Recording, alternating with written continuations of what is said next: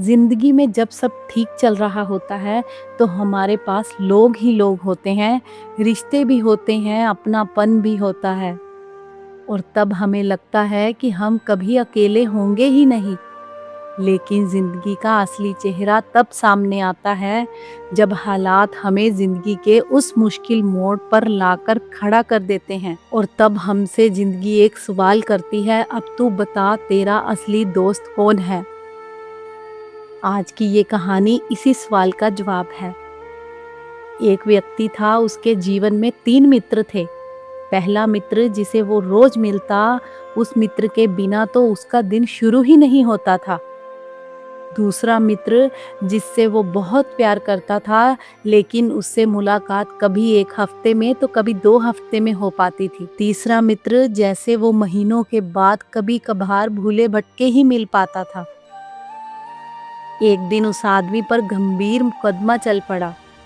वकील ने कहा, मुकदमा बहुत कठिन है, ऐसा गवाह चाहिए जो तुम्हें जानता हो और तुम्हारे पक्ष में खड़ा हो। उस आदमी को लगा, अरे ये कौन सी बड़ी बात है, मेरे पास तो मित्र हैं, वो खड़े होंगे मेरे पक्ष में। वो आदमी सबसे पहले अपने पहले मित्र के पास गया और उसने कहा, मुझ पर मुकदमा है, तुम मेरे पक्ष में गवाही दे दो। पहले मित्र ने उत्तर दिया, देखो भाई, दोस्ती अपनी जगह है, लेकिन गवाही ना भाई ना, मैं एक कदम भी आगे नहीं बढ़ सकता। वो आदमी टूट सा गया, क्योंकि उसे अपने इस मित्र पर पूरा भरोसा था। होता भी क्यों ना, सारा समय उसके साथ जो निकाला था। फिर वो गया अपने दूसरे मित्र के पास और उसने भी मदद मांगी।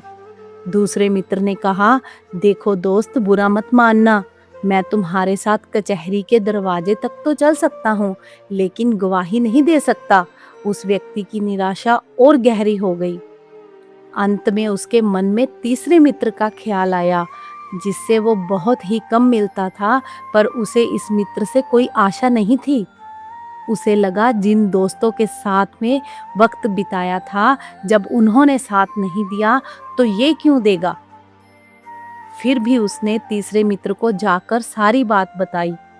तीसरे मित्र ने बिना सोचे, यह कौन सी बड़ी बात है, मैं चलूंगा ना तुम्हारे साथ, केवल साथ ही नहीं चलूंगा बल्कि गवाही भी दूंगा तुम्हारे पक्ष में, और मेरा पूरा विश्वास है कि ये मुकदमा समाप्त हो जाएगा और तुम बरी हो जाओगे। दोस्तों, ऐसे ही 3 मित्र हम सबके जीवन में हैं। अब सवाल ये है कि आखिर ये 3 मित्र हैं कौन।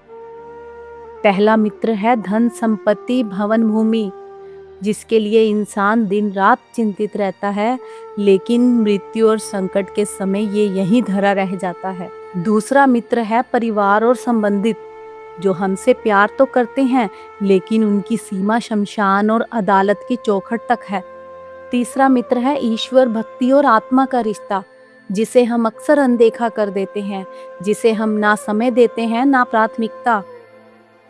पर यही वो मित्र हैं जो ना कोई वादा करता है ना कोई शोर मचाता है, तो बस हमारे साथ चलता ही रहता है, उस सीमा के बाद भी जब यात्रा से सबसे पीछे छूट जाते हैं हम। दोस्तों, ये कहानी हमें डराने नहीं, जगाने आई है। ये कहती है कि धन जरूरी है, रिश्ते अनमोल हैं, पर अगर आत्मा खाली है तो सब अधूरा है। जीवन में सब रखें, पर आत्मा को अंतिम पायदान पर मत रखिए, क्योंकि जब हम सब पीछे छूट जाते हैं तो यही आपका हाथ थामे होती है। याद रखना दोस्तों, वहाँ बोलते हैं तो सिर्फ हमारे कर्म। इसीलिए आज से ही, अभी से ही अपने तीसरे मित्र से दोस्ती बढ़ा लो, क्योंकि आज जो सबसे पीछे है वही सबसे आगे चलने वाला है। फिर मिलेंगे दोस्तों अगली वीडियो में। तब तक के लिए अपना ख्याल रखना और हमेशा मुस्कुराते रहना।